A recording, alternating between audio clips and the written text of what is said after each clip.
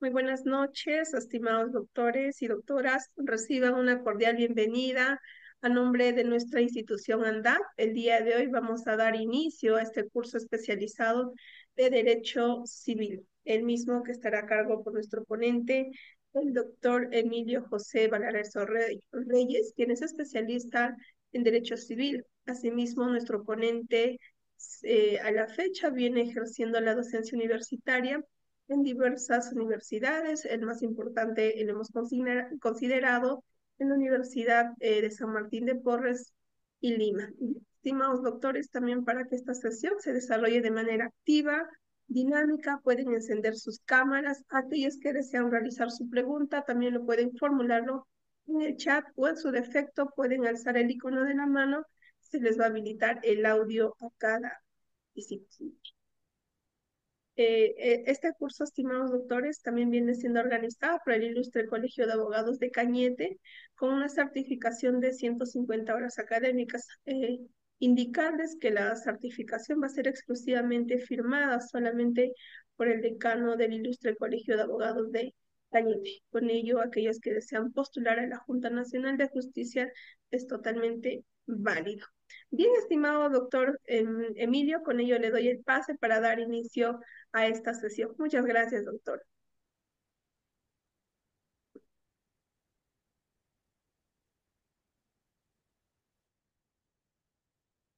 ¿Qué tal? Buenas noches. Un placer nuevamente agradecer a los señores organizadores del evento por la oportunidad que me dan de poder conversar con cada uno de ustedes esta tarde de domingo, tarde-noche ya de domingo, con respecto a tres temas fundamentales, ¿no? Y el día de hoy vamos a tocar la parte respectiva a acto o negocio jurídico. La otra semana vamos a tocar el tema referido a derechos reales y vamos a concluir con el tema del derecho de sucesión, ¿no? Dentro de la temática que hemos tomado a consideración, creemos que esas tres columnas son básicas, debido sobre todo al manejo de conceptos e instituciones que deben de quedar bien en claro al momento de analizar cada una de las relaciones jurídicas, consecuencias jurídicas, de lo que es el ámbito primero de los actos jurídicos como herramienta principal, direccional, que tiene que ser tomada en consideración, luego el ámbito referente a los derechos reales, ¿no? Sobre todo el manejo de los bienes y el factor económico que estos tienen hoy en día, y no me estoy refiriendo al ámbito material, sino al ámbito inmaterial, y finalmente la que hace referencia sobre todo al ámbito sucesorio, ¿no? A diario vemos que definitivamente uno de los temas más relevantes es el tema de la sucesión. Entonces, ahí, como es de conocimiento de ustedes, el tema de sucesiones se estudia en la parte final de los cursos de derecho civil, justamente por su propia naturaleza, ¿no? Y trae consigo, sobre todo, conocimientos previos de derecho de familia. Quien no domina derecho de familia no puede manejar de manera solvente lo que es el ámbito de derecho de sucesiones, ¿no? Entonces, por ende, lo que tenemos que tomar a cotación, partiendo de la naturaleza, ya que si yo conozco acto o negocio jurídico, tranquilamente puedo dominar todo lo que es obligaciones y lo que es el ámbito de contratos, tanto parte general y parte especial, nos debe de llevar sobre todo a un ámbito de comprensión apropiada, partiendo sobre todo de básicos que muchas veces se pierden, que muchas veces no encuentran sobre todo una manera y una forma apropiada de significar sobre todo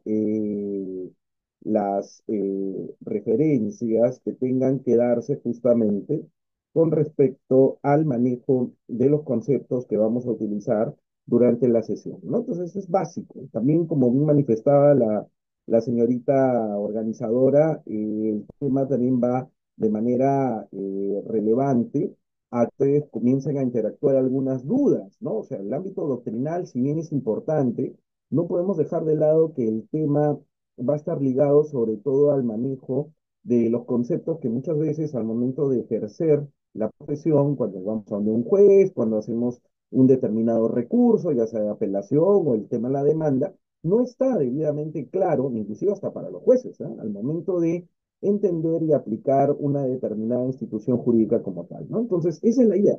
La idea es tener bien en claro algunos puntos de referencia bastante interesantes que debemos de tomar en consideración y que nos lleven sobre todo a un acoplamiento y un análisis bastante propio con respecto a cada uno de estos temas. ¿Ya? Voy a compartir mi pantalla. Por favor, me confirman que puedan ver justamente la misma. ¿Ya? ¿Pueden ver mi pantalla, por favor? Confírmenme. Puedan, pueden ver mi pantalla. Confírmenme, por favor, Solamente, sí, a doctor, través del chat. solamente hay que ampliarlo y queda. Sí se visualiza, me dice la señorita Suri. Sí se puede, ¿no? Sí, doctor, ahora sí. Ya, entonces, como el primer tema, vamos a tocar lo que es el acto, el negocio jurídico, el hecho jurídico como tal, ¿no? Siguiendo esa performance, esa manera de organizar el curso que seguía pues el eminente profesor Lizardo Tobada Córdoba, ¿no? Que tiene una obra justamente con respecto a este tipo de referencia, ¿no? Que debe ser tomada en consideración como idea puntual. Uno, si es debidamente acucioso en el manejo de los términos jurídicos, los pocos libros que tienen una definición del cual se parte justamente para el tratado, para la confección, para la forma de analizar y viabilizar estos temas, es justamente el libro 2. El libro 2 trata justamente sobre el acto jurídico y a comparación de otros libros, sí nos da una definición de lo que se entiende por acto jurídico, ¿no? Con sus con sus puntos a favor, con sus puntos en contra. Algunos dicen que no debe llamarse acto jurídico, ni llamarse negocio jurídico, que es desarrollado desde el punto de vista francesado, que eso no responde justamente ya a unas exigencias actuales. Entonces, lo que hay que tomar a cotación, queramos o no, es establecer lo siguiente.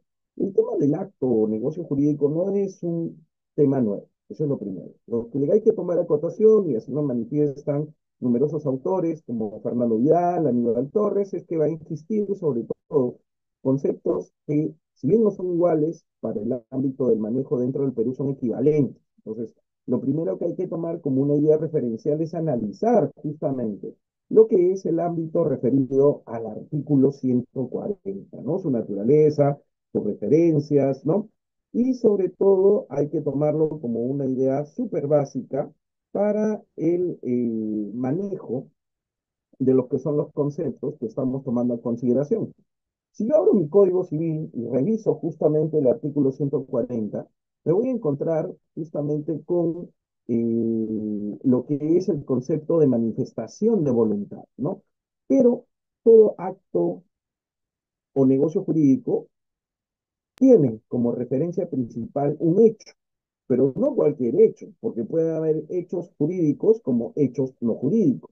El que se hace referencia, el que es trascendente, el que va a marcar sobre todo un antes y un después, son los hechos jurídicos, que son acontecimientos, sucesos que definitivamente van a traer a consideración sobre todo una referencia súper acorde con el manejo de lo que es relevante para el derecho, que debe ser materia de estudio para el derecho, ¿no? Entonces, se va a tomar en consideración, en este caso, el aspecto subjetivo, propio, interno, como es el ámbito de la voluntad, pero una voluntad que tiene que ser exteriorizada, no es una voluntad interna. Aquello que se reserva en mi mente o que me lo guardo para mí no es relevante desde el punto de vista del derecho, sino que tiene que ser exteriorizado. Y justamente acá bien comienzan a surgir pues las nuevas tendencias, ¿no? La exteriorización.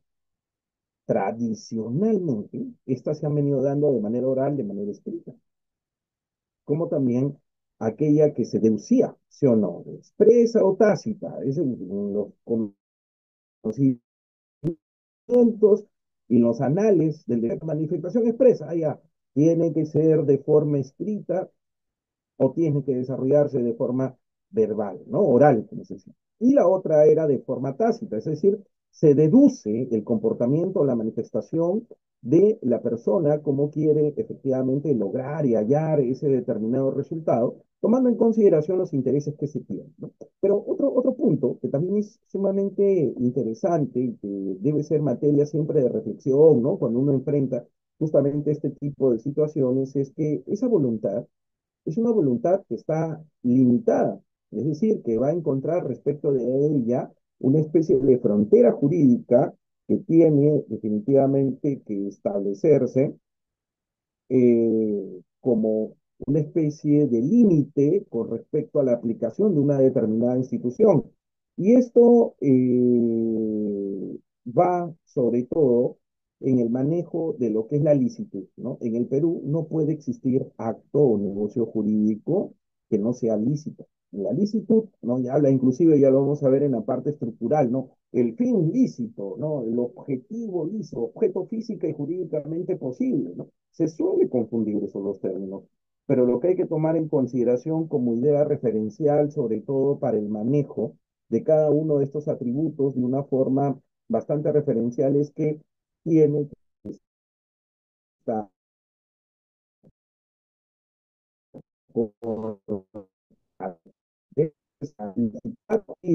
nos habla de forma referencial, sobre todo, acepte, regule una determinada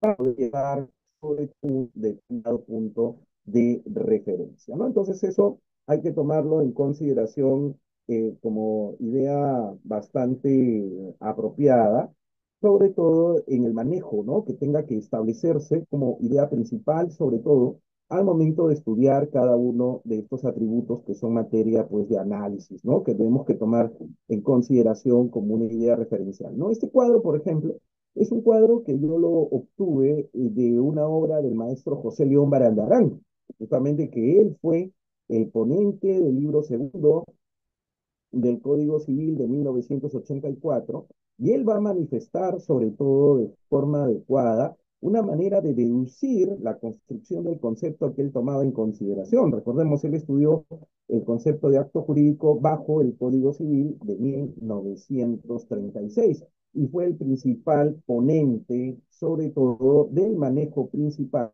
de las instituciones que fueron pues brindándose, estableciéndose en el libro segundo, cuando ya se le otorga al acto jurídico la autonomía en el tratamiento de las instituciones que debían ser propuestas de una forma referencial. ¿Ya? Entonces esto hay que tomarlo en consideración como idea adecuada, ¿ya? Partiendo sobre todo en el manejo que tenga que establecerse de la construcción del concepto, que para el Perú ha sido referenciado de lo que es pues acto jurídico, ¿no? Y la referencia como tal, ¿no? Ahora, una gran diferencia, luego también lo vamos a ir conversando porque creemos que son puntos referentes, sobre todo al manejo que tenga que hacerse presente. ¿Por qué en el Perú se acoge el tema del acto jurídico y no del negocio jurídico? Supuestamente, la teoría del acto jurídico surgió en Francia, por eso no fue así, fue en Alemania. Entonces, ¿qué es lo que sucedió? Lo que hay que tomar como una idea referencial de punto de apoyo, sobre todo, y que debe tomarse en consideración como un punto de idea básica, sobre todo para el manejo conceptual, ¿no? Que estamos tomando en consideración para este tipo de referencia, es que la propia movilidad o la idea de movimiento, ¿no? Que tenga que tomarse como una forma súper acorde para este manejo, va a radicar sobre todo de que tener un concepto tan cerrado, ¿no? Tan frío como acto jurídico, no refleja pues ese dinamismo, ¿no? Que tiene la propia institución. Cuentan que al momento de que se crea la teoría del acto jurídico en Alemania, cuando va a Francia, ya con una Francia consolidada con el código napoleónico de 1804, lo que trae a consideración sobre todo es que no había un término, que sí lo tenían los alemanes, para poder considerar sobre todo como idea referencial el manejo de los conceptos que estamos tomando en consideración, ¿no? Y por eso que utilizaron el término más cercano. Y el término más cercano que hallaron, el término más cercano que utilizaron fue justamente el de acto jurídico, ¿no? Entonces, esa referencia es importante tomar en consideración como un punto inicial.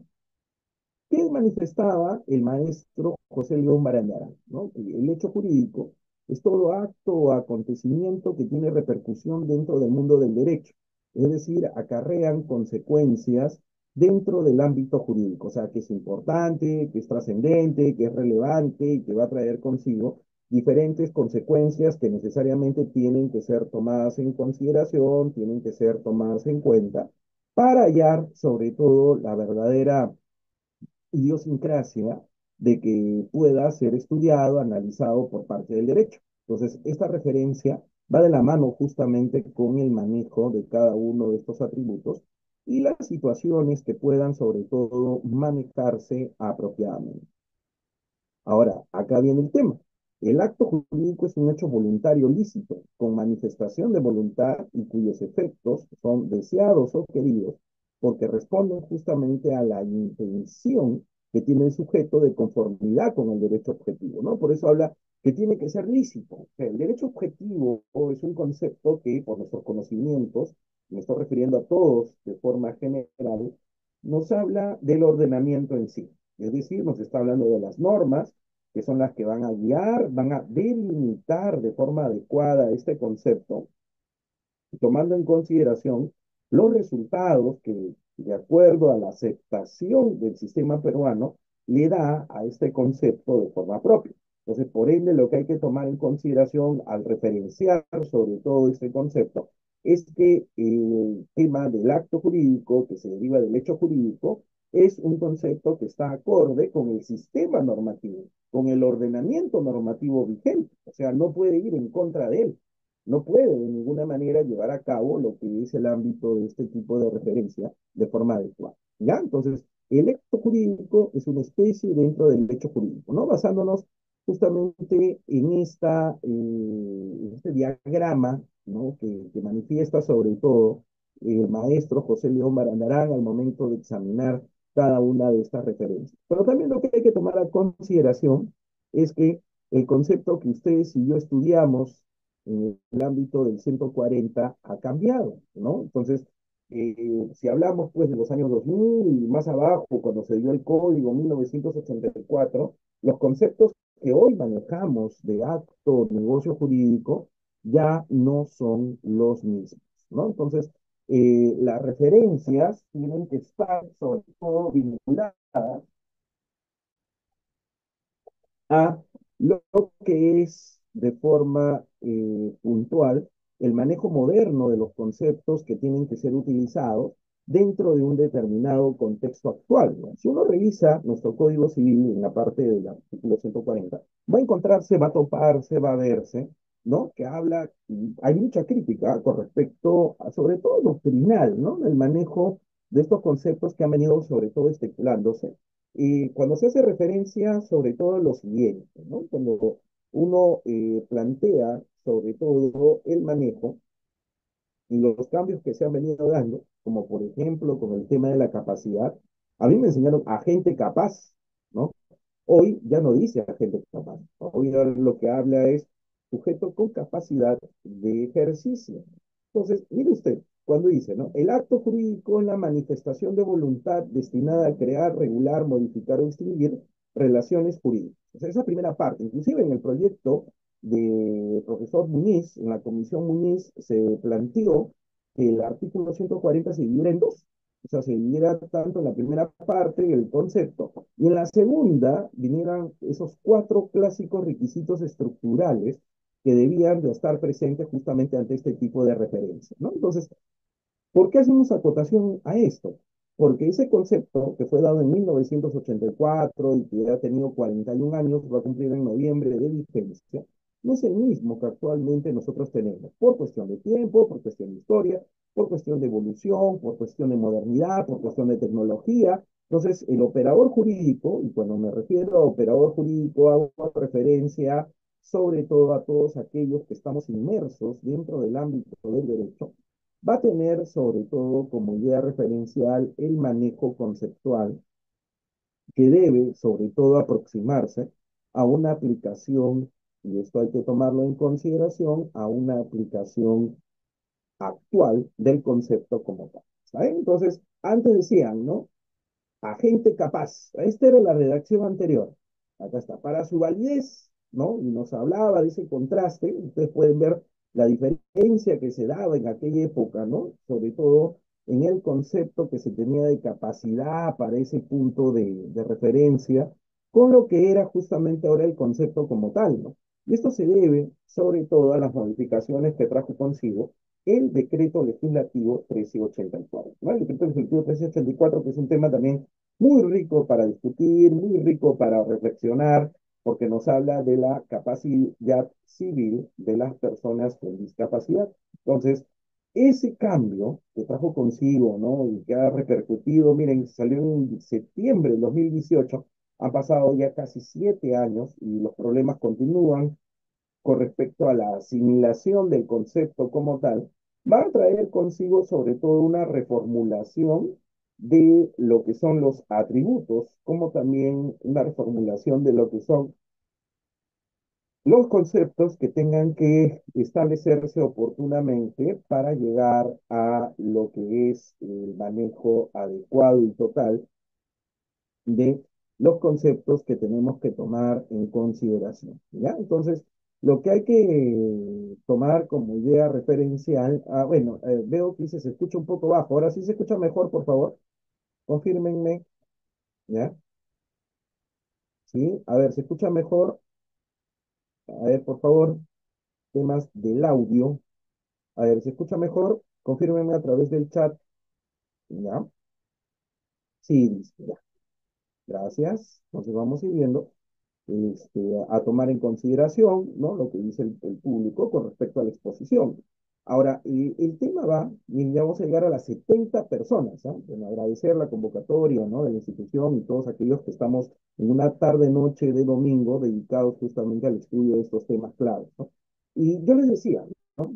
Cuando uno se acercaba antes de la reforma del decreto legislativo 384 al concepto de acto jurídico en la parte de las estructuras que requerían de forma apropiada, lo que se manifestaba era el término agente capaz.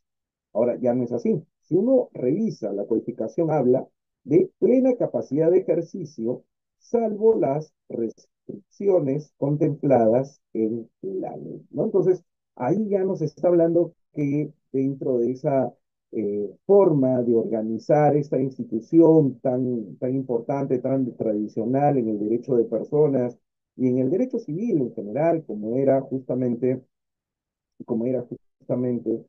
el de la capacidad, ahora la que se requiere para llevar a cabo de manera que no exista ningún tipo de observación los actos o negocios jurídicos es justamente la que hace referencia a lo que es la capacidad de ejercicio. No tanto a ustedes como a mí, hablo así de manera muy general en este conversatorio o coloquio que estamos desarrollando, nos dijeron, ¿no? De manera adecuada de que la capacidad era capacidad de goce y capacidad de ejercicio, ¿no? Esa clásica división que tradicionalmente durante muchos años se ha llevado a cabo. El propio Fernández Cesareo decía que no era así, que la capacidad era una sola, pero por cuestiones de sistemática, ¿no? O por cuestiones de divisiones doctrinales, lo que se había pululado, abundado justamente frente a este tipo de referencias era lo que estamos planteando. Es decir, que se decía, no, hay dos capacidades, capacidad de goce y capacidad de ejercicio. En realidad la capacidad es una sola. Lo que hay que tomar como una idea referencial, sobre todo para el manejo conceptual que debemos, sobre todo, tomar en consideración es que la que se solicita esté presente sí o sí en el manejo de los actos o negocios jurídicos es la capacidad de ejercicio. ¿Y por qué no la capacidad de goce, no? Utilicemos siempre ese criterio de contrario sensu con la finalidad de poder observar, sobre todo, una forma de análisis apropiada, ¿no? De crecimiento, sobre todo, conceptual con respecto al mismo, porque la capacidad de goce la tenemos todos. Y no podemos referenciar una situación que ha sido eh, generalizada, aceptada totalmente por toda la población, para que se lleve a cabo justamente este tipo de referencia. Entonces, lo que hay que tomar como una idea bastante básica frente a este tipo de situación es analizar justamente que hoy, si uno quiere llevar a cabo lo que es el ámbito de la referencia del estudio de los actos de negocios jurídicos, lo que tiene que tomar en consideración como una idea sumamente inicial es que la capacidad de hacer exigir, ser solicitada, sí, sí. Ya, esa es la que hay que tomar a cotación. La de goce ya no es exigible. ¿Por qué? Porque se deduce de la misma que es aceptada por todas las personas de manera general. ¿Saben? Ahora, lo que hay que tomar a cotación, y ese es otro punto que también quiero conversar con ustedes, es justamente lo que es el ámbito de las manifestaciones de voluntad. Y vamos al artículo 141, ¿no? Y ya en la propia primera parte nos habla lo siguiente, ¿no? Es la manifestación de voluntad de crear, regular, modificar, extinguir relaciones jurídicas, ¿no? Luego venía como era originariamente, los cuatro requisitos estructurales, ¿no? Que debían ser puestos de manifiesto sobre todo y referenciados tomando en consideración la trascendencia del tipo de tema que decíamos sean puestos de manifiesto. Entonces, lo que hay que tomar en consideración, sobre todo como una idea bastante básica, es que en el artículo 141A, ¿no? Que es fruto, lógicamente, de lo que es los cambios y la modernización en los conceptos que estamos tomando en cuenta, manifiesta el tema de que existen actos jurídicos formales y actos jurídicos no formales. Algunos lo llaman ad probationem y ad solemnitatem, ¿no? Que es una forma de organizar los actos tomando en consideración las exigencias que necesariamente se hacen presentes, ¿no? Y que van a, lógicamente, ayudar a que se den, sobre todo de forma puntual, toda una serie de temas que deben, lógicamente, tomarse en cuenta. Pero vuelvo a reiterar, ya no estamos en 1984, estamos en el año 2025 y el ámbito del tiempo, como también del ámbito de lo que es justamente el manejo de lo que es la tecnología, la modernidad, nos manifiesta sobre todo que puede existir diferentes situaciones a través de los cuales pueda llevarse a cabo diferentes maneras de manifestación de voluntad, ¿no? Entonces, el 141A, que fue incorporado justamente mediante la ley 27291, ¿no? Del 24 de julio del año 2000, o sea, estamos hablando ya hace 25 años atrás, ¿no? O sea, un cuarto de siglo, ¿ah? Miren ustedes cómo el tema va cambiando. Manifiesta lo siguiente, dice, eh, en los casos en que la ley establezca que la manifestación de voluntad deba hacerse a través de alguna formalidad expresa o requiera de firma, esta podrá ser generada o comunicada a través de medios electrónicos, ópticos o de cualquier otro tipo análogo, ¿no? Entonces, ¿el tema dónde está? Hoy nadie puede negar que las manifestaciones de voluntad no exigen la presencialidad, no exigen de manera directa la presencia indirecto de la propia persona. Eso también hay que tomarlo como una idea básica, sobre todo de las referencias y situaciones que van a compaginarse con respecto a ese tema. Nosotros hemos salido de una pandemia en la cual todos los actos jurídicos que se llevaban a cabo se realizaban a través de plataformas, ¿sí o no? Y eso también es un punto bastante interesante. Por ejemplo, ahorita nosotros estamos utilizando una plataforma a través de la cual podemos tranquilamente llevar a cabo lo que es el ámbito referido a una manifestación de voluntad. ¿Por qué? Porque la posición del Estado a través de sus disposiciones era que no existiera acumulación o contacto entre los seres humanos para no llevar a cabo la propagación del virus, del coronavirus, ¿no? ¿De acuerdo? Entonces, los medios que se utilizaron en ese entonces, y que sobre todo ahora que han continuado, ¿no? Con respecto a ese tipo de referencia, es la que hacen acotación justamente a las plataformas, ¿no? Entonces, ¿uno puede llevar a cabo un acto jurídico a través de una plataforma? La respuesta es sí. Eso hay que tomarlo como una idea referencial, ¿no? Como una idea a veces resistida, como una idea que a veces no contaba con el respaldo o el apoyo de las referencias que tenían que establecerse con respecto, sobre todo, al manejo que podían llevarse a consideración con respecto a los conceptos que estamos tomando como idea referencial, ¿no? Porque dice medios electrónicos, ópticos,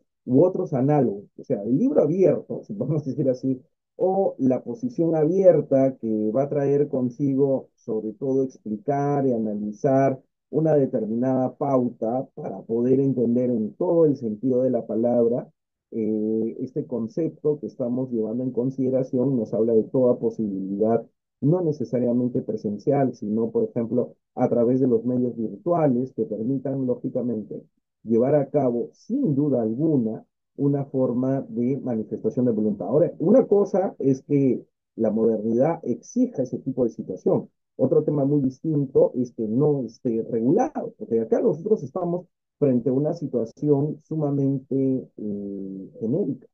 Ahora, lo que ha faltado, inclusive desde el punto de vista, la situación donde la referencia tenía que establecerse una determinada reglamentación, ¿no?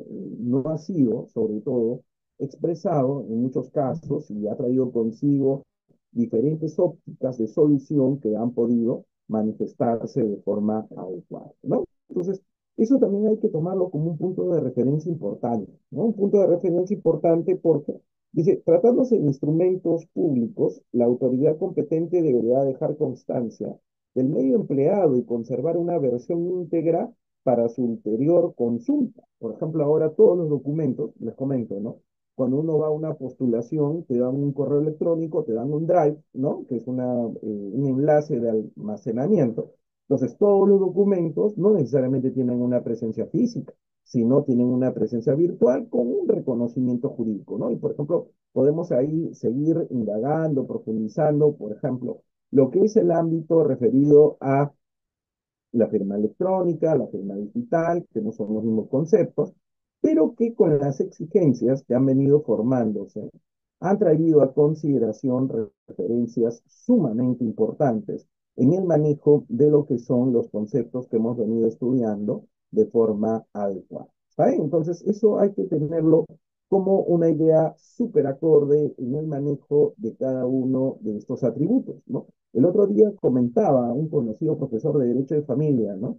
Si hay un menor que nace dentro del matrimonio, el esposo lo reconoce, uno mismo no puede anular mediante las vías de las normas del derecho de familia ese reconocimiento, porque es un reconocimiento legal, lógicamente, y que lo que había que seguir, ¿no? Y acá viene pues la capacidad del ordenamiento y el operador jurídico peruano eran aplicar las reglas de la nulidad del acto jurídico, ¿no? Tomando en consideración sobre todo un reconocimiento sobre un hijo que no es suyo, porque se hizo la prueba de ADN, se demostró que no era justamente el suyo, y al querer, lógicamente, dejar sin efecto ese acto por el tiempo y por el reconocimiento de derecho de familia que se había hecho, ya las normas ad hoc no podían hacer. Yo avisoro, ¿no? Y eso también hay que tomar acotación.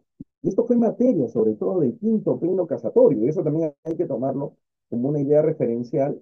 La ley especial es la que va a primar sobre la ley general. Ahí también, me acuerdo mucho, era la impugnación de un acuerdo societario, de una fundación, perdón, no, de una asociación, ya me acuerdo. Era la impugnación de un acuerdo de una asociación que había vendido pues tierras, había vendido pues terrenos, ¿no? A determinadas personas y los actos jurídicos que traían consigo la revisión, las actas que aprobaban, ¿no? La votación y escoger a una junta directiva parecían personas muertas. Por ejemplo, la persona había fallecido en el mes de noviembre y la asamblea había sido hecha en el mes de marzo del siguiente año y ella firmaba. Entonces, ante esa situación, ¿no? Y habiéndose ya cumplido los plazos, si podemos decir así, que la ley otorga para impugnar un acuerdo de esta naturaleza, lo que se buscó como camino justamente fue la nulidad del acto jurídico, ¿no? Y luego, pues, el quinto pleno llevó a cabo todo un proceso de reconocimiento con el apoyo de los amicus curiae, en el cual dijeron que lo que debía de primar, y esto hay que tomarlo como una idea bastante básica, era justamente lo que se hace referencia a la ley especial sobre la ley general, ¿no? Entonces yo no puedo utilizar artículos generales con respecto al acto jurídico existiendo o estando vigentes normas que de forma especializada regulan un determinado tema, ¿no? Entonces, este tipo de referencias debe ser tomada en consideración como una forma súper acorde con el manejo de cada uno de estos conceptos a tomar en consideración, ¿no? Entonces, yo creo que este tema de derecho de familia no está regulado, porque en familia solo tenemos el tercer pleno casatorio y el octavo, ¿no? Que es disposición de bienes. El otro habla sobre lo que son los daños, ¿no? Que tienen que ser lógicamente analizados desde una perspectiva totalmente distinta. Nos hace referencia sobre todo al manejo que tenga que darse, sobre todo tomando en consideración las referencias que estamos estudiando de una forma súper única, ¿ya? Entonces, con respecto a este tema, y eso también hay que tomarlo como un punto de referencia importante, muchas veces el tema de la capacidad, ¿no? Ya no es el tratamiento anterior, ¿no? Sino que antes de interponer o ejercer los derechos que correspondan justamente ya sea de acción o del ámbito procesal de manera adecuada, siempre primero hay que echarle una primera revisada a lo que plantea el decreto legislativo 1384. ¿Ya? Entonces eso también hay que tomarlo en consideración. Ahora, el tema de lo objeto físico y jurídicamente posible nos habla sobre todo, primero, la pertinencia o la existencia de un determinado bien. Por ejemplo, yo puedo firmar un contrato, yo soy un escultor que puede llevar a cabo, por ejemplo, una escultura de una determinada persona o de un cuadro de una determinada persona que vendría a ser una obligación de hacer. Ahora, ¿qué es lo que sucede? ¿Está al alcance del ser humano llevar a cabo esas obras? Sí, prueba de ello son, por ejemplo, los padres del Renacimiento, ¿no? Que llevaron a cabo obras, pinturas, esculturas que hasta ahora pues son patrimonio universal de la humanidad.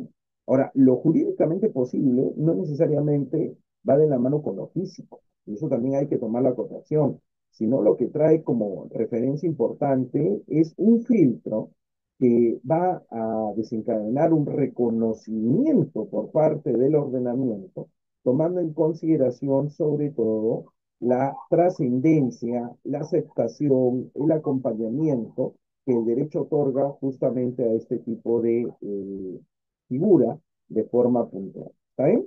Ahora, donde más radica, y esto también hay que tomarlo en consideración, es la licitud, ¿no? La licitud, cuando habla de fin, lo que hace manifiesto es al resultado.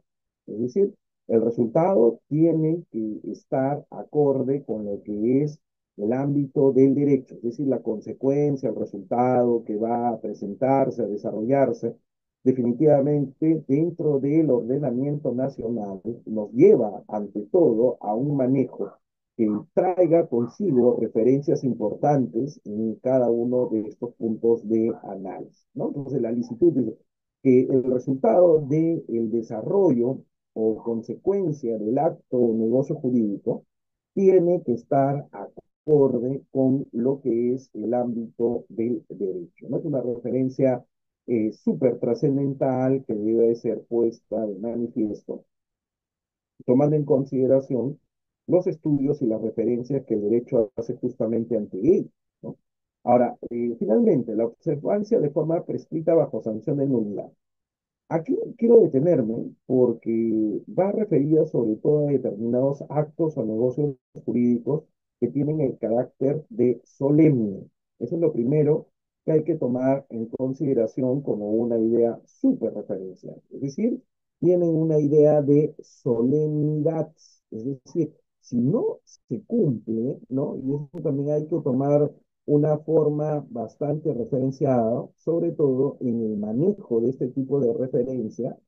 eh, Esta figura tiene una naturaleza que va a ser sancionada desde el punto de vista de la nulidad del acto jurídico como tal, ¿no? Eso ya vamos a ver más adelante, ¿no? Nulidad absoluta, o nulidad propiamente dicha, o nulidad relativa, o también lo que se denomina como anulabilidad, ¿no? Son referencias que debemos, ante todo, tomar en cuenta para poder captar de antemano la naturaleza del concepto que estamos estudiando, ¿no? Y las referencias que van a ir, sobre todo, compaginándose de una forma inteligente para hallar sobre todo una respuesta adecuada, ¿no? Entonces, ¿Qué pasa? Hay determinados actos o negocios jurídicos, y esto hay que tomarlo en consideración, que el propio ordenamiento te exige el cumplimiento de previos requisitos. Por ejemplo, si yo quiero donar una casa, ¿no?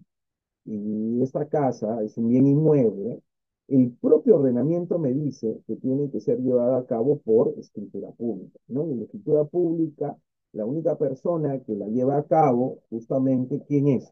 Es el notario, ¿sí o no? Entonces, es un documento eminentemente formal, es un documento que va a tener como idea referencial sobre todo el manejo, ¿no?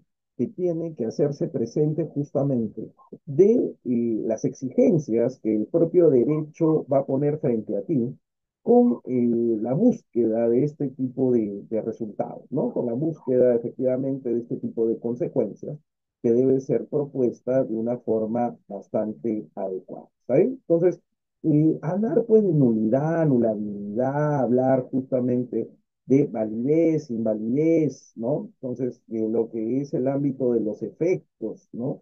Del acto jurídico eficaz o ineficacia, son términos que también necesariamente ameritan una reflexión previa. Por ejemplo, dicen, ¿no? Es un acto jurídico eficaz, es un acto jurídico ineficaz. No es lo mismo. ¿Por qué? Porque lo que hay que tomar en consideración son los resultados. Y vamos a poner un ejemplo. Yo contrato una, una terraza, un departamento en la Avenida Brasil porque se va a dar la gran parada militar del 29 de julio. Y resulta que como es aniversario del país, han venido toda una serie de presidentes de otros países para estar presentes pues, en la ceremonia, ¿no? Para estar presentes pues, en las actividades de fiestas patrias, ¿no? 27, 28, 29. Y resulta de que el 28 en la noche sale a hablar la presidenta diciendo que el día 29 se dejan sin efecto todas las actividades programadas por ese día, porque han recibido informaciones del servicio de inteligencia de que va a haber un atentado contra la vida de uno de los presidentes que ha venido pues al país para celebrar o estar presente en los actos de fiestas patrias, ¿no? Entonces es una situación bastante interesante. Entonces, el contrato que yo hice de alquiler de esa terraza para que a mi familiar le pudiera tomar fotos y verlo, marchar el día 29. Es un acto jurídico ineficaz. O sea, no es un acto jurídico nulo, es un acto jurídico válido, pero es un acto jurídico ineficaz. ¿Por qué? Porque no voy a poder obtener, no voy a poder desprender, no voy a poder hallar, ¿no? Los resultados queridos, ¿no? Justamente llevados a cabo por las personas que lo habían justamente para esos fines o esas consecuencias lo habían confeccionado, ¿no? Entonces, es una referencia bastante interesante, ¿no? ¿Por qué? Porque cuando se habla más de eficacia o ineficacia, la situación va relegada sobre todo a lo que es el ámbito referente, y eso hay que tomarlo en consideración como una idea bastante básica, a lo que es el ámbito referencial de la finalidad, es decir, las consecuencias de los resultados del acto que son materia justamente de estudio, ¿no?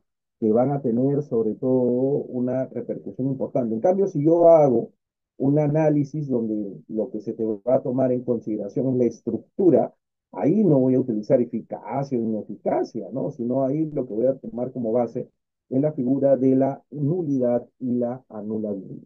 ¿Ya? Entonces, vamos a ir viendo, ¿no? Como se enseñaba antes, ¿no? El agente capaz se refiere al consentimiento, solo una persona en plenitud de sus capacidades puede prestar un consentimiento válido, ¿no? Pues esto era antes del decreto legislativo 384. Hoy, si una persona tiene apoyos, ¿no? Tiene salvaguardas, y el apoyo justamente vendría de forma directa a llevar a cabo esa representación, esa presencia, ese estado, sobre todo de una forma bastante adecuada y puntual, nos lleva sobre todo a un manejo bastante distinto, ¿no? Por ejemplo, hoy una persona que está en estado de coma puede llevar a cabo actos jurídicos. Si es que previamente se nombró a un apoyo ¿no? Porque el apoyo tú lo puedes nombrar de dos maneras, judicial y notarialmente. Casi siempre la persona, por no tener una cultura de prevención, cuando se nombra, ¿no? Judicialmente el apoyo es cuando en vida la persona no llevó a cabo todo ese proceso de designar en caso le sucediera algo, por ejemplo, un derrame cerebral, ¿no? Quedara postrado en cama, etcétera, que continuara sobre todo llevándose a cabo los actos o negocios jurídicos. Entonces, es una referencia súper importante, sobre todo tomando en consideración las referencias que tengan que establecerse para poder entender, sobre todo ahora, la visión, ¿no? Que trajo consigo que el Perú fuera país firmante de la Convención Internacional de los Derechos de las Personas con Discapacidad, ¿no? Entonces eso es una referencia eminente que tiene que partir sobre todo en el manejo conceptual e institucional que pueda sobre todo guiarnos a determinados resultados, ¿no? Ahora, con respecto al objeto física y jurídicamente posible, se determina de manera clara que el objeto puede ser alcanzable, es decir, estar dentro de la capacidad del hombre para su materialización, ¿no? Por ejemplo, yo puedo hacer una estatua, puedo hacer una pared, puedo pintar un cuadro, ¿no? Pero, por ejemplo, yo no puedo resucitar a una persona muerta. O sea, yo no puedo firmar un acto jurídico en el cual se tenga como idea súper referencial, por ejemplo, traer a la vida a una persona muerta, ¿no? Entonces, todo ese tipo de avatares, situaciones, referencias que están sobre todo vinculados de manera apropiada deben, sobre todo, manejarse de una manera bastante adecuada, ¿no? Sobre todo basándonos en que la realidad supera al derecho. Es decir, hay temas que de repente al momento de la dación del código no estaban regulados como están ahora. De repente por los adelantos que en un determinado momento fueron puestos de manifiesto, ¿no? Y que van a tener sobre todo determinados resultados que tengan que establecerse de forma bastante apropiada, ¿no? Entonces, nosotros creemos que eso es un tema bastante apropiado para el desarrollo, ¿no? El manejo conceptual de estos puntos de una manera tal que no exista, pues, confusión. La tendencia casi siempre es a la confusión, ¿no? Eso también hay que tenerlo como una idea bastante referencial, ¿no? Cuando manifestábamos, por ejemplo, el tema del fin ilícito expresa la necesidad de licitud, ¿no? Es uno de los requisitos en el ámbito peruano. No es aceptable que existan actos o negocios jurídicos que no sean lícitos. Entonces, es una referencia bastante interesante, sobre todo tomando en consideración las referencias que se hacen a cada una de estas figuras y los resultados que puedan, sobre todo, guiarse con respecto a ese tema, ¿no? Y por último, como lo habíamos manifestado, ¿no? La observancia de la forma prescrita bajo sanción de nulidad, ¿no? Es el cumplimiento estricto de determinadas formalidades, sobre todo civil, manifestado en actos jurídicos ad solemnitatem. Es decir, la propia naturaleza del tipo de acto que yo voy a llevar a cabo exige necesariamente determinados filtros o requisitos de cumplimiento que de ninguna manera pueden ser evadidos. Es decir, que de ninguna manera pueden, en cierta manera, dejarse de lado para las referencias de estudio que debemos sobre todo situar de forma puntual. ¿Ya? Entonces, eso por favor hay que tenerlo presente. Ahora vamos al tema de la nulidad. ¿Ya? Y el tema del 219 en adelante, ¿no? La nulidad del acto jurídico, anulabilidad del acto jurídico, ¿no? El acto imposible, ¿no? Que a veces ya son, en cierta manera, son tomados en consideración como refritos, ¿no? O sea, son figuras que, si bien es cierto, a la medida que ha ido avanzando el tiempo, nos ha llevado justamente a reflexiones importantes. Creemos que, por ejemplo, ¿no? Las situaciones tienen que ser tomadas, ¿no? Como una idea bastante adecuada, sobre todo por las referencias que se dan en torno al mismo. ¿Ya? Entonces, ¿por qué tomamos en consideración sobre todo este tipo de manejo, ¿no? Es nulo el acto jurídico al que le falta uno de los requisitos esenciales o cuando atenta contra las buenas costumbres o el orden público. Trae como consecuencia los siguientes: que el acto es ineficaz, que no produce efectos, ¿no? Luego puede ser solicitada por cualquiera, o sea, no necesariamente la persona que va a verse afectada con este suceso, este hecho, es la que tenga como idea inicial llevar a cabo las acciones respectivas para lograr un determinado resultado. Y eso también hay que atribuirlo, ¿no? A todo este tipo de referencias o situaciones que ameriten una reflexión, sobre todo tomando en consideración el análisis que tenga que ser puesto de manifiesto. ¿Está bien?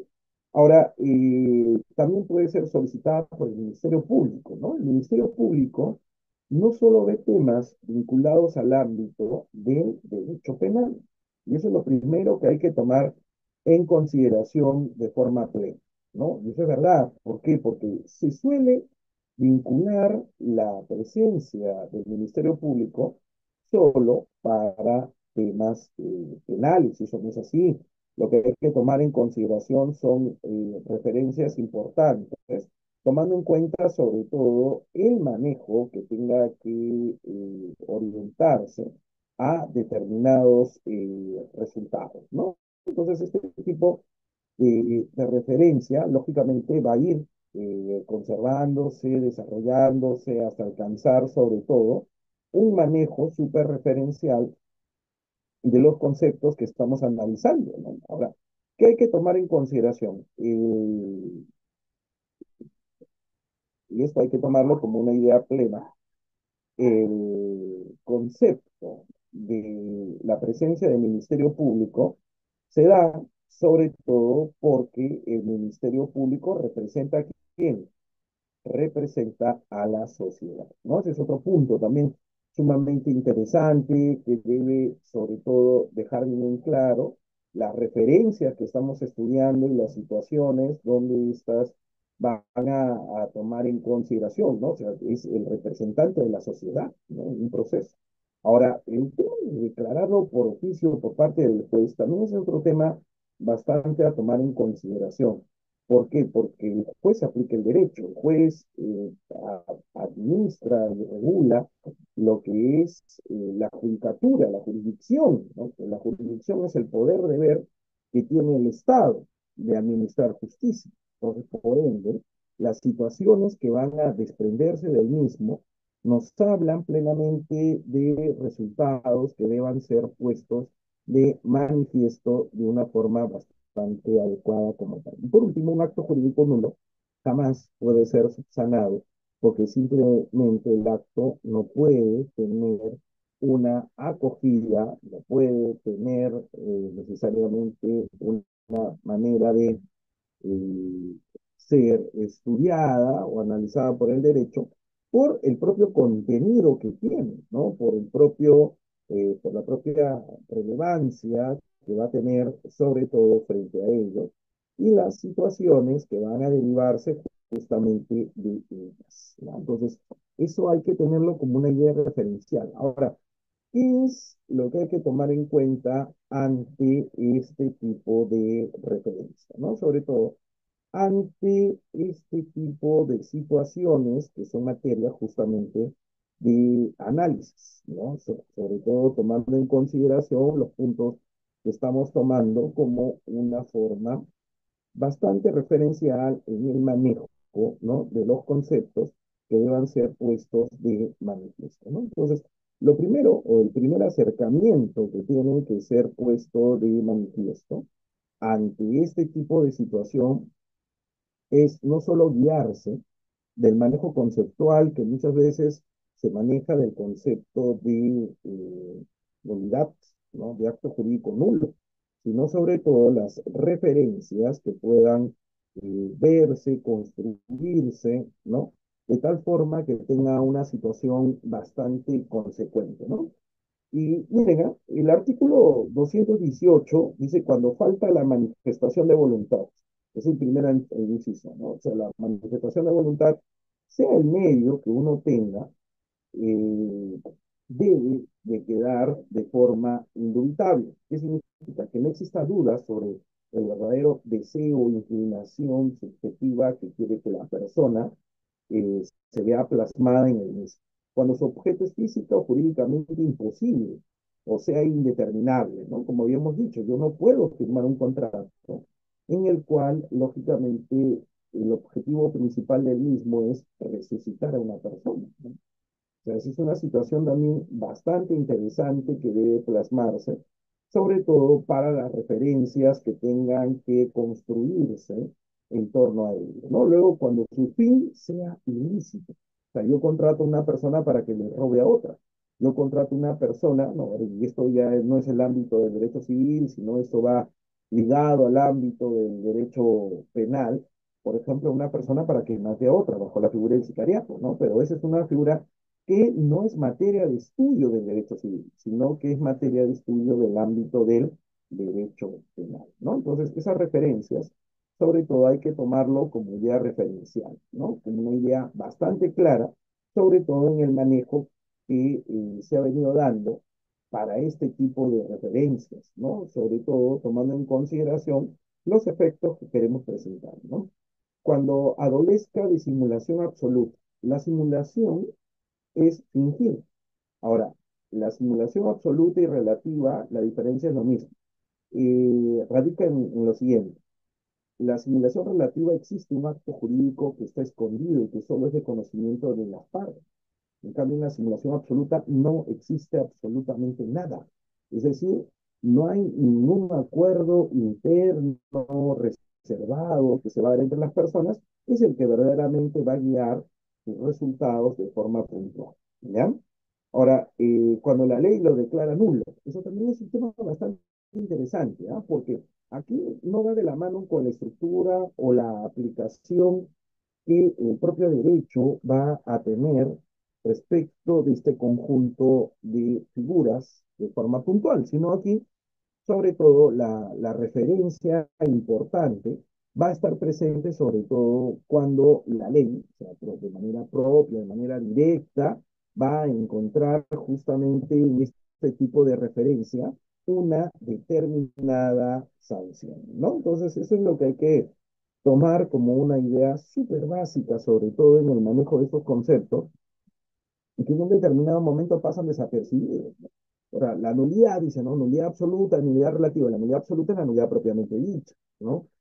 Y en el caso del artículo quinto del título preliminar, salvo que la ley establezca sanción diversa, ¿no? El artículo quinto habla justamente de lo que es el orden público y las buenas costumbres, pero eso como una idea súper referencial, sobre todo en el manejo de cada una de estas ópticas o situaciones a las cuales nosotros hacemos referencia, van a estar circunscritas o van a estar sobre todo llevadas a cabo, empleadas a un determinado objetivo que es la comprensión total de este tipo de figura de acuerdo al grupo social donde lo vamos a aplicar, ¿no? Por ejemplo, el octavo pleno utilizó justamente la nulidad del acto jurídico basado en estos principios, ¿no? La nulidad de la disposición patrimonial del bien conyugal, ¿no? Que fue pues un tema que iban saliendo los plenos casatorios uno detrás de otro, pero no salía el octavo, ¿no? Porque justamente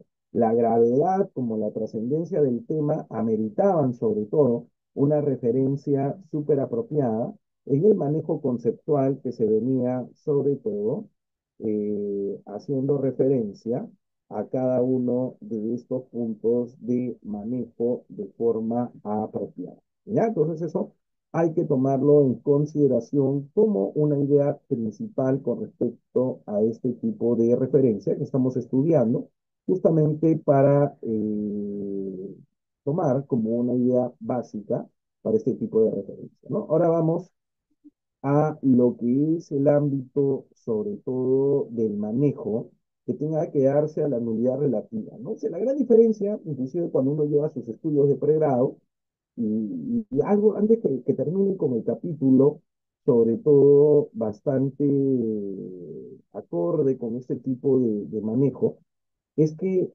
se decía, ¿no? En aquella época, me acuerdo mucho de los profesores que manifestaban este tipo de referencia, el acto jurídico nace nulo, el acto jurídico nulo nace muerto. Esa era la idea que se enmarcaba sobre todo en el ámbito de aplicación de este tipo de referencia, ¿no? O situación que debía ser tomado, ¿no? Como una idea básica, como tal. Y eso es mentira. ¿Por qué? Porque mientras que la nulidad se tiene que declarar mediante una sentencia judicial, ese acto que yo busco que se declare nulo, tranquilamente puede, lógicamente, llevar a cotación, ¿no?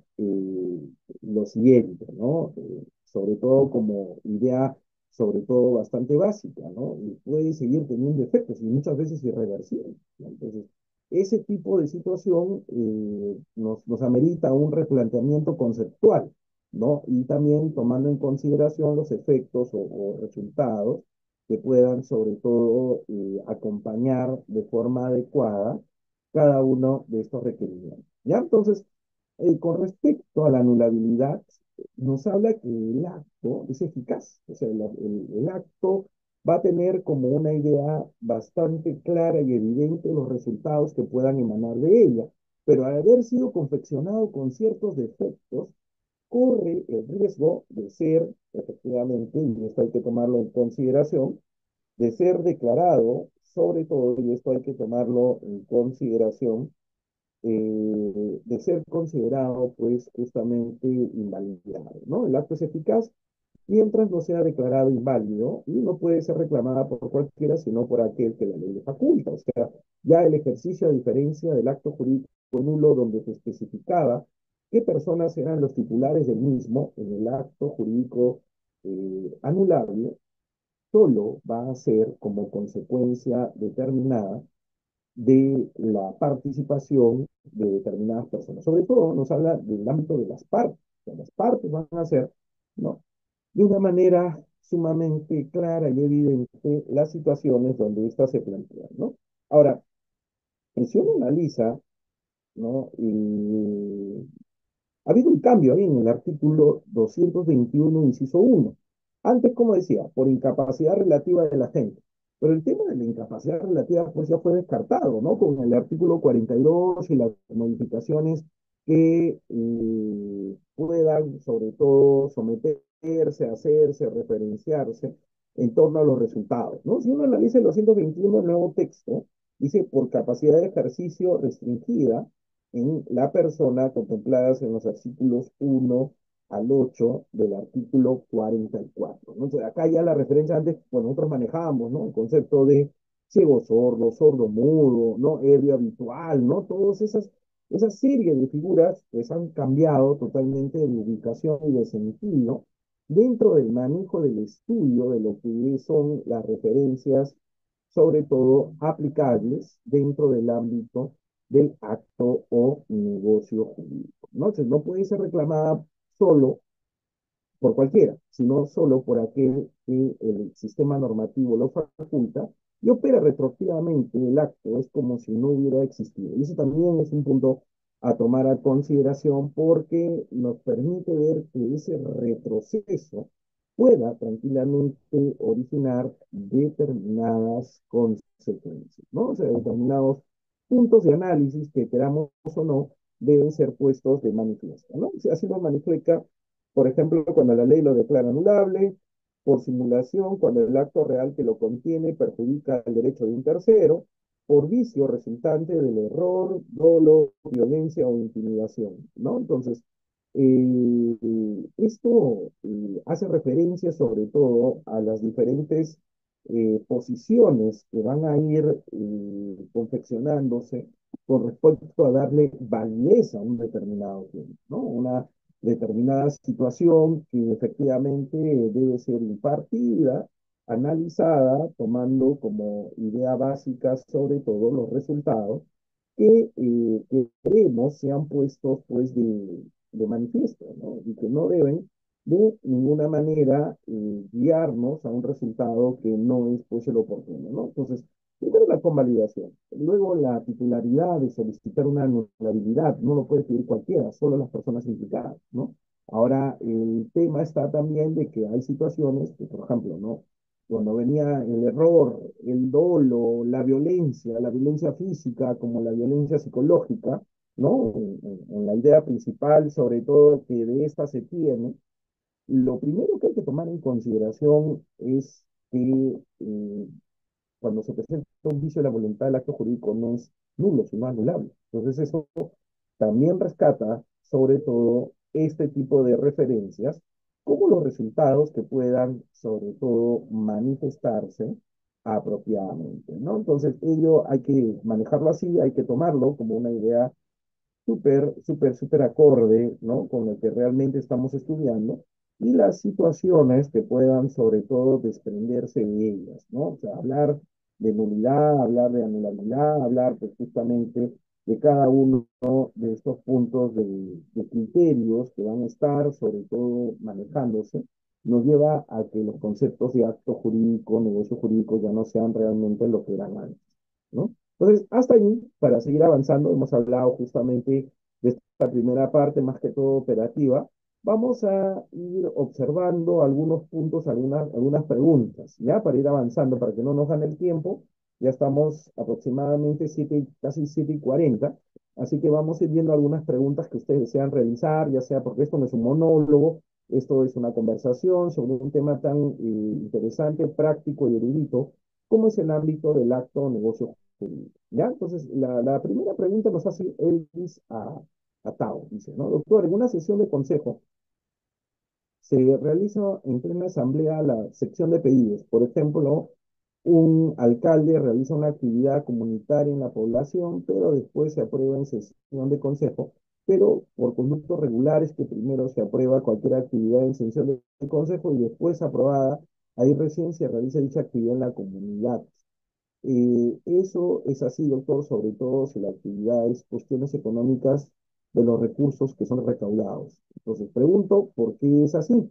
Es de acuerdo al consejo, se requerirá, se quedaría nulo, ¿cierto? Primero, la primera recomendación que yo le digo a usted, estimado Elvis, es lea la ley orgánica de municipalidades. Acuérdate, en el artículo, en el título preliminar nos habla que tú puedes utilizar el Código Civil cuando hay algunos vacíos o defectos, pero no puedes dejar de aplicar de manera directa lo que es el ámbito de la medida de acto jurídico porque hay una norma, inclusive puede haber instrumentos administrativos como ordenanzas que regulen justamente ese tema. Entonces, lo primero que hay que tomar a explotación no es decir, no, no, sí, de frente es nulo, no, no, no, no. ¿Por qué? Porque lo primero que tienen que hacer ustedes es agotar de manera, sobre todo, sistemática, lo que se hace referencia justamente a la normatividad especializada del tema, ¿no? Que hace referencia a la forma y manera en que esta pues se construye, ¿no? Entonces,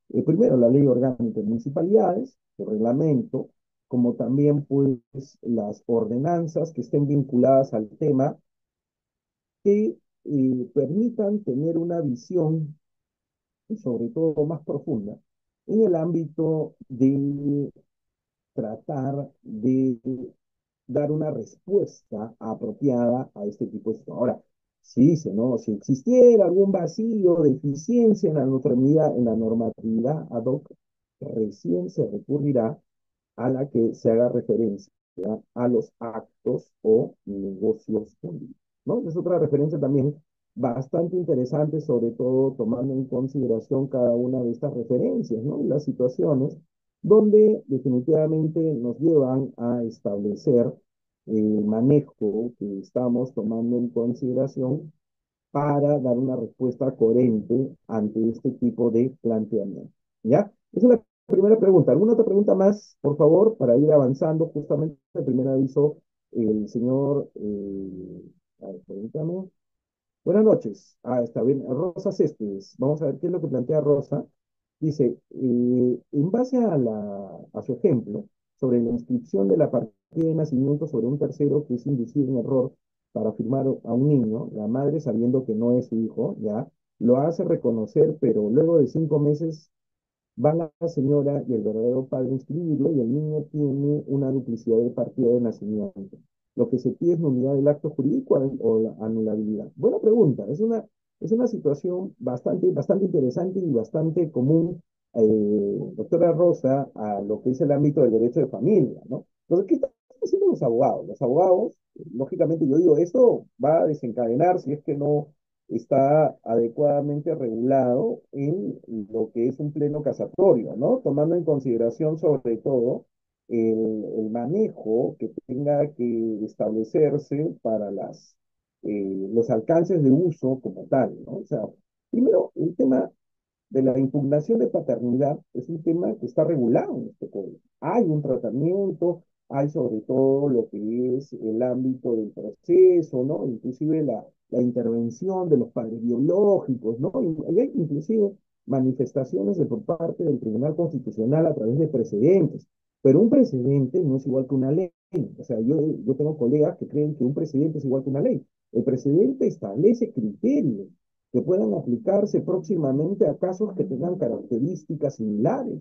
Pero no es que yo diga, oye, ya yo lo regulé porque el presidente me va a subsanar lo que dice una ley. Eso es una situación pues totalmente errónea que manifiesta pues un desconocimiento total ante este tipo de referencia, ¿no? Entonces, ahí la salida que se está dando, ¿no, doctora Céspedes?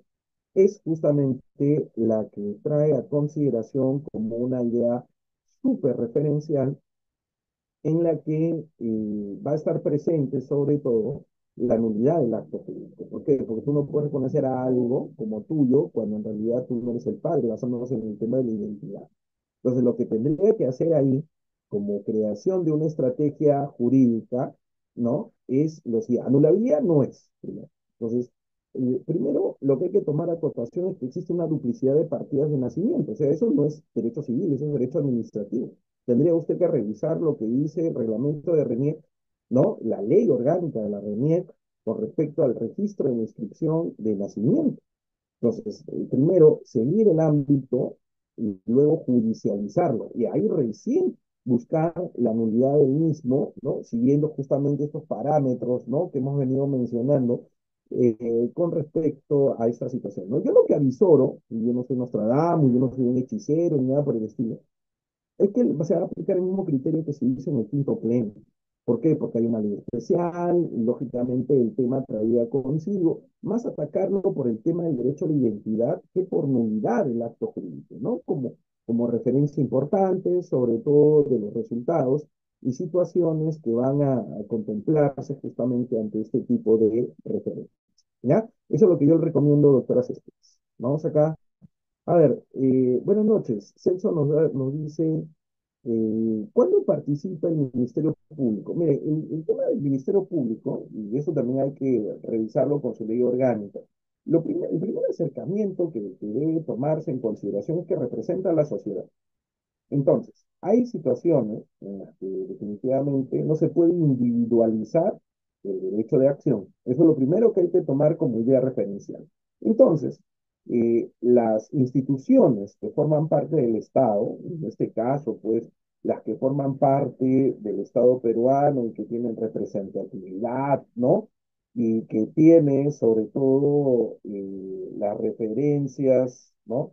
Adecuadas, sobre todo para este tipo de manejo, ¿no? Y principalmente, sobre todo, los ámbitos de aplicación son aquellos cuya repercusión no sea individual, sino que sea colectiva. Empecemos por ahí, ¿no? Es decir, si yo contrato, por ejemplo, a 50 personas para hacer una marcha nudista que traiga consigo pararnos en la avenida Bancay al mediodía de un día laborable y que traiga consigo, lógicamente, que no proceda, que gire el tránsito, ¿no? Y yo empeoro las cosas, hago que todas las personas que me han acompañado en esta marcha nudista que ha hecho parar el tráfico, se corten las venas con una gilet para poder crear así toda una serie de derrames, ¿no? Situaciones insalubres, ¿no? Si podemos decir así, que traiga consigo sobre todo una referencia importante en el manejo de este tipo de referencia, ¿no? Ese sería un ejemplo de la participación del Ministerio Público acompañando, por ejemplo, en los temas de derecho de familia. Cuando uno quiere conformar un consejo de familia, el Ministerio Público interviene.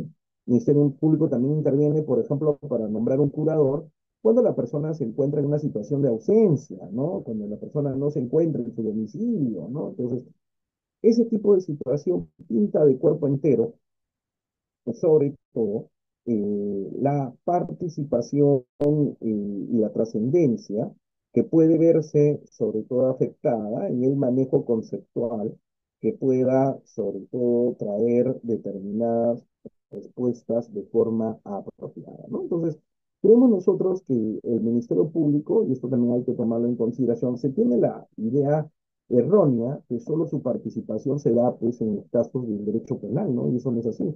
También puede darse en el ámbito del derecho civil, ¿no? Por ejemplo, en este tipo de casos, ¿no? También, por ejemplo, fiscalizando a las fundaciones, ¿no? O sea, el dinero que ha sido otorgado hacia una fundación debe seguir el camino que ha sido previamente establecido, ¿no? Que es un fin altruista, un fin de ayuda, pero muchas veces los balances, como también las personas que tienen a su cargo la fundación, hacen todo menos ese objetivo. Entonces, quien va a tener la facultad, ¿no? De participar de forma apropiada ante este tipo de situación es justamente el Ministerio Público. ¿No? Es un ejemplo clave justamente ante este tipo de referencia. ¿Ya? A ver, ¿alguna otra consulta más, por favor, para continuar? ¿Ya? ¿Alguna consulta más? Algo que no haya quedado claro, por favor, con toda confianza. Estamos en esta primera parte, ¿no? A ver, acá hay otra pregunta. De Ever Espinosa, dice, buenas noches, doctor. Mi pregunta es la siguiente. Una persona A adquiere mediante compra-venta un predio B. Es así que pasado el tiempo de 10 años, la persona A realiza la venta del predio de otra persona C. Y esta no lo titula, y esta lo titula el predio mediante prescripción adquisitiva y de dominio y lo registra en la SUNAT. Y es así que a la posterior inscripción aparece un heredero de la persona B y lo vendió al primer propietario, aduciendo que esta persona A le había comprado con engaño y realizó la demanda en el acto jurídico, ello, ¿qué implicancia tendría con el nuevo propietario? No, simplemente ahí lo que tiene que hacer valer usted es la inscripción en registro, ¿no? O sea, lo que pasa es que ya existió un proceso de prescripción adquisitiva, que puede ser judicial y notarial. Cuando se hace ese proceso de prescripción adquisitiva, y tenga usted presente, lo que se busca es que se cumpla con el principio de publicidad. ¿Qué significa? Que todos tengan conocimiento que un determinado bien, por el paso del tiempo, va a pasar de una persona de ser poseedor a otro propietario, pero también existen documentos de fecha cierta anterior. Eso es lo que yo veo en el caso. Entonces, las referencias motivan, llevan de antemano, sobre todo a una salida que no se va a atacar con la nulidad del acto jurídico. Eso también hay que tomar la acotación. Hay precedentes que justamente esta persona que ya inscribió, la que ya está en un registro, lo que ha demostrado es diligencia, es decir, ese heredero que decía que no salía, que ha aparecido, que se ha dado el engaño, ¿no? Lo máximo que puede aspirar no es ya tener el tema del bien, sino lo máximo que podría aspirar es a una indemnización por daños y perjuicios, tomando en consideración que ha pasado el tiempo, los 2 años, que se ha cumplido con los avisos, con el principio de publicidad, si es que se ha llevado a cabo tanto en la vía notarial como en la vía judicial, ¿no? Entonces, lo que se busca, en cierta manera, es la protección, tomando en cuenta justamente la diligencia, como también los atributos que podrían, sobre todo, establecerse de una forma adecuada, ¿ya? Entonces, eso también hay que tomar acotación, ¿no? Ya cuando veamos reales, vamos a tocar un poco de prescripción adquisitiva, que puede ser analizada judicial, administrativamente y notarialmente, ¿no? Pero en todos ellos, como común denominador, lo que podemos afirmar, sobre todo ante este tipo de referencia, ¿no? Que estamos estudiando, que estamos planteando, sobre todo como una idea bastante clara, es que se cumple con el principio de poner en conocimiento el estatus o situación del bien. Entonces la persona que aparece, bueno, yo no sabía, que me engañaron, no puede decir eso. ¿Por qué? Porque se ha cumplido con los plazos, con el principio de publicidad, ¿no? Y lógicamente la otra persona podría defenderse con el tema de la buena fe, ¿no? Pero ese es un tema que ya en el ámbito del tribunal registral ya se ha manifestado, ¿no? Inclusive el TC también, con respecto pues al manejo del tercero de buena fe, ¿no? Pero lo que debe de cumplir ahí como una situación de alcance apropiado es que los resultados tengan que establecerse de tal manera que no exista pues ningún tipo de confusión, ¿no? Que no exista ningún tipo de confusión, sino que la persona ha demostrado una conducta diligente con la finalidad justamente de evitar este tipo de situaciones que van a presentarse con posterioridad y que va a hacer surgir determinados resultados, ¿no? Entonces, ese tema también hay que tomarlo como idea referencial, ¿no? Yo deduzco al momento que usted plantea 10 años es que es un inmueble, ¿no? Porque ahí nos habla de la precisión adquisitiva, pero no de buena fe, sino de mala fe, ¿no? Entonces, eso también hay que tomarlo como una idea bastante adecuada. A ver, Alex nos pregunta lo siguiente. Si pasan los 10 años de plazo, yo no puedo pedir la nulidad del acto jurídico y este acto jurídico ya tiene eficacia o qué se puede hacer si ya pasó los 10 años. Buena pregunta. Es un tema también bastante interesante, ¿no? ¿Por qué? Porque lo que nosotros tenemos que hacer es conjugar los artículos que pidan la nulidad justamente con el libro de prescripción y caducidad. O sea, las referencias van a estar sobre todo puestas de manera tal que se tenga una respuesta apropiada frente a este tipo de situación, ¿no? Frente a este tipo de planteamiento, sobre todo que traiga determinados resultados para el manejo de este tipo de situación, ¿no? O sea, lo primero que hay que tomar en cuenta es lo siguiente. Ya la vía de nulidad de acto jurídico está agotada. ¿Sí o no? Ya está agotada. ¿Por qué? Porque han pasado 10 años, es un plazo perentorio, es un plazo que está establecido en la ley, en la cual pues ya las acciones de nulidad no serían la vía procesal o la vía adecuada para obtener un determinado resultado, ¿no? Eso es lo primero que debe ser puesto de manifiesto, ¿no? Para lograr justamente una referencia adecuada. Ahora, lo segundo que hay que tomar en consideración, ¿no? Y muchos clientes vienen justamente con este tipo de situaciones. O sea, si yo no puedo aplicar nulidad de acto jurídico y ellos quieren recuperar el bien, la situación sería buscar una reparación económica, o sea, utilizar ahí responsabilidad civil de carácter extracontractual mediante una figura del daño, o sea, porque no tiene origen en un contrato como tal, lo máximo, y acaba de la mano justamente con la sinceridad que se tenga que poner con el cliente, es que recuperar bajo una vía, y hay gente que lo hace y tiene, ¿no? Su derecho de repente implicar o llevar a cabo este tipo de situaciones, el proceso de penalidad, pero no siempre es el camino adecuado, ¿no? Entonces, esta referencia sobre todo busca dilatar que un proceso que puede durar 5 o 6 años se asegure un cliente, pero no te asegura un resultado. Eso también hay que tomarlo en consideración, ¿no? Como una referencia súper acorde con lo que es el manejo de la realidad y las situaciones que van a confeccionarse justamente para ello, ¿no? Entonces esto hay que tomarlo como una idea bastante adecuada. Lo máximo que uno puede aspirar, ¿no? Ya no es seguir el camino de la nulidad del acto jurídico, sino lógicamente lo que una situación sería, ¿no? Aunque es abogado del diablo, ¿no? Entrar a la fuerza, sacar a esa persona y colocar interdictos de retener, pues hasta que se dilate eso y luego la otra persona venga y comienza a hacer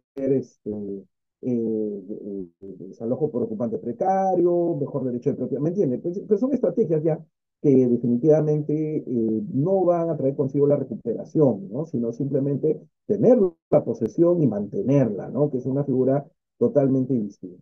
A ver, Celso nos hace una pregunta. Dice, una persona A ha adquirido terreno mediante escritura pública de B y se muere en la pandemia B ya se muere y los herederos realizan la sucesión intestada e inscriben en registros y donan a C, que es heredero. C vende a D, C vende a D, A demanda a los herederos por unidad de acto jurídico. ¿Cuál sería su resultado según su opinión? Primero, tienes que ver el tiempo. ¿Está dentro de los 10 años? Primer punto. si está dentro de los 10 años, sí procedería, no habría ningún problema. Ahora, el tema es, primero en el tiempo, primero en el derecho. ¿Qué pasa? Y la persona no elevó, o sea, quedó en escritura pública, es un documento de fecha cierta. Ahora, en el tema de la donación que hacen los hijos, ¿no? Que después ya puedan presentarse, quiero entender su pregunta, que son hechos o actos jurídicos posteriores, es decir, primero en el tiempo, primero en el derecho. O sea, ahí tendría que utilizar, aunque no es correcto, una salida del derecho de obligaciones aplicada al derecho real, que es la concurrencia de acreedores, ¿no? Entonces, lo que yo plantearía primero es abocarme al cumplimiento o no del plazo previamente otorgado, ¿no? Entonces, está dentro de los 10 años, si cumple lo que es el ámbito de que las ha actuado de mala fe, teniendo conocimiento de la existencia de una escritura pública de fecha anterior. Ahora, esta escritura pública, por lo visto, nunca fue inscrita en registros, pero lo que sí fue inscrito en registros es la sucesión intestada. Entonces, el tema, ahí viene el problema, ahí viene el conflicto. ¿Por qué? Porque si la sucesión intestada se reconoce a los hijos, lo que hay que tomar en consideración, y esto ya es sucesiones, ¿sabes? Esto ya no es reales, inclusive ni siquiera es acto jurídico. Lo que hay acotación es que en vida la persona pudo haber hecho disposición del bien de todo su bien al 100%. O sea, ese tema no, que tienen que dejarle parte a sus hijos, eso es mentira, ¿no? O sea, eso no hay que tomar en consideración. Lo que sí me causa bastante admiración es que A no haya actuado con diligencia anterior. O sea, por ejemplo, un proceso de otorgamiento de escritura pública, ¿no? Eso también hay que tomarlo en consideración con la finalidad, pues, de sanear ese tipo de salida, tomando en cuenta los resultados que previamente puedan, sobre todo, acogerse ante este tipo de situación, ¿no? Entonces, eso también hay que tomarlo como una idea bastante referencial, tomando en cuenta justamente este tipo de figura, ¿no? Primero, calcular el tema de los 10 años, que está dentro del plazo, procedería. Dos, el tema de la inscripción en registros, es de la sucesión intestada, o sea, ellos van a ser los titulares del bien, pero hay que recordar que en vida la persona, en este caso el causante, puede hacer disposición del 100%. Lo que faltó ahí es que, antes que, bueno, por el tema de la coyuntura, ¿no? Y se entiende, pues la pandemia, todo, la persona que llevó a cabo justamente este tipo de referencia no lo escribió en registro público. Entonces, que se quede en escritura pública ya nos habla de una situación donde definitivamente la situación se complica más, ¿no? Porque, como decimos, todos los que tienen acceso justamente a esta información, porque la información de lo que hace referencia sobre todo a este tipo de planteamiento, le otorga pues una defensa o una forma de análisis adecuada, ¿ya? Esa sería mi opinión con respecto a su caso, señor Celso, ¿ya? Eso también hay que tomarlo en consideración de forma puntual, ¿ya? A ver, ¿alguna otra pregunta? Ya estamos al borde de las 8, hemos empezado nuestra sesión 6:30, no a pedido de ustedes. La otra semana vamos a conversar sobre, me han solicitado lo que es referencia sobre todos los derechos reales. Entonces vamos a hablar un poco de propiedad, vamos a hablar un poco de posesión, vamos a hablar de garantías, ¿no? Eso también es un tema bastante interesante, sobre todo tomando en cuenta que a la fecha está vigente el nuevo régimen de garantía mobiliaria, el decreto legislativo 1400. Entonces, la siguiente semana, nuevamente nos vamos a reunir y vamos a hablar justamente de este tema de forma apropiada, ¿ya? A ver, ¿alguna duda, alguna consulta, por favor? Algo que no haya quedado claro. Me comprometo a mandarle a la señorita Suri lo que es la diapositiva, ¿ya? Para que ella lo tenga justamente y pueda después trasladárselo a cada uno de ustedes, ¿no? O sea, la idea es esa para que lo tengan, ¿no? Y que puedan, lógicamente, tomando en consideración todo lo que hemos hablado, darle utilidad, ¿no? O sea, la idea tampoco es única y exclusivamente que se tengan conceptos netamente doctrinarios, sino que se llegue sobre todo a una comprensión total del manejo de cada uno de estos conceptos que hemos analizado ustedes y yo durante estas 2 horas académicas, ¿no? Que hemos compartido. Entonces, la otra semana, al igual, vamos a seguir la misma mecánica. lo que vamos a buscar, sobre todo como una referencia adecuada, es sacarle el mayor, la próxima clase el próximo domingo, ¿no? Después de hablar sobre los actos jurídicos no formales, ya, son aquellos que no exigen una determinada exigencia para darle validez. Solo va a quedar en el acuerdo que tengan las partes como tal, ¿ya? Eso es lo que hay que tomar en consideración. Es un acto jurídico no formal. ¿Por qué? Porque la exigencia no es requisito imprescindible para que pueda desarrollarse. ¿Está bien? La siguiente Indira dice, ¿cuándo se desarrollará la próxima clase? La próxima clase se va a desarrollar el próximo domingo a la misma hora, ¿ya? Acá le estoy mandando justamente a la señorita organizadora el PPT con la finalidad, pues, que ustedes tengan todo el material, ¿no? Por ejemplo, el que hemos conversado el día de hoy, con respecto a ese tema, ¿no? Solo le pedí a la señora organizadora que me confirme que ya recepcionó justamente el material que le he mandado. ¿Ya recibió, no, señorita Suri? Doctor, me lo envía a mi WhatsApp, por favor. Ya, pero te he mandado acá el inbox. Revíselo, por favor, como eres anfitriona, ¿ya? Te le he mandado al inbox, ¿ya? Sí, De todas maneras, también te lo voy a enviar a WhatsApp para que lo tengas, ¿no? Y de esa forma, pues, no haya ningún tipo de duda, ¿no? En el manejo, ¿no? Del material. La otra semana, acuérdense, lo que vamos a ver son derechos reales, ¿ya? Entonces, de derechos reales, lo que vamos a ir justamente analizando, vamos a ver un poco de propiedad, vamos a hablar un poco de cada uno de estos puntos de referencia, ¿no? Que deben ser tomados en consideración para hallar justamente una mejor óptica de desarrollo común. A ese caso ya le acabo de mandar a su, ¿cómo se llama? Al WhatsApp también, ¿ya? Le acabo de doctor, ya mandar sé. también al WhatsApp la ponencia para que usted lo tenga y se lo pueda dar, pues, a los señores estudiantes, ¿ya? Si no hubiera ninguna pregunta, entonces nos quedamos ahí y nos vemos la próxima semana. ¿Ya? La dejo, señorita Suri, para que haga el cierre del evento. Muchas gracias, doctor. Nos estamos viendo en la siguiente semana a fin de continuar con el desarrollo del curso.